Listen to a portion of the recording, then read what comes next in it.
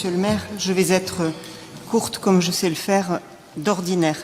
Moi, je m'interroge, faut-il en fait se réjouir que vous nous présentiez enfin une stratégie de sécurité pour notre ville ou déplorer d'avoir dû attendre 2 ans, c'est-à-dire plus du tiers du mandat pour l'obtenir.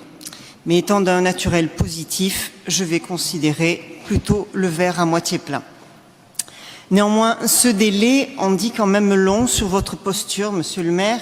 Il dit combien vous rechignez à être un acteur pleinement engagé dans la sécurité de notre ville. On sait combien le sujet de la sécurité est difficile.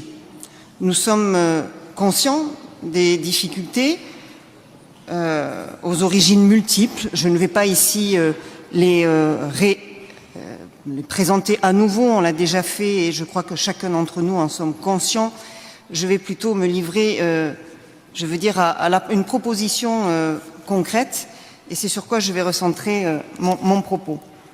Et notamment sur la difficulté que vous rencontrez à recruter des policiers municipaux. Pour attirer des candidats, il faut pouvoir être attractif et il faut pouvoir leur donner envie.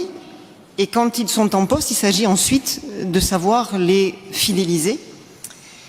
Les conditions de leur sécurité sont, dans l'exercice de leur fonction, est évidemment un enjeu majeur et un levier d'attractivité, mais pas que.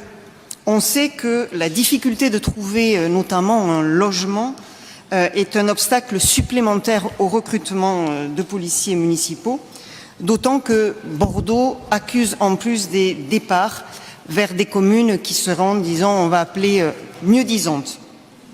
C'est pourquoi nous vous proposons la création de logements de fonction pour les policiers municipaux.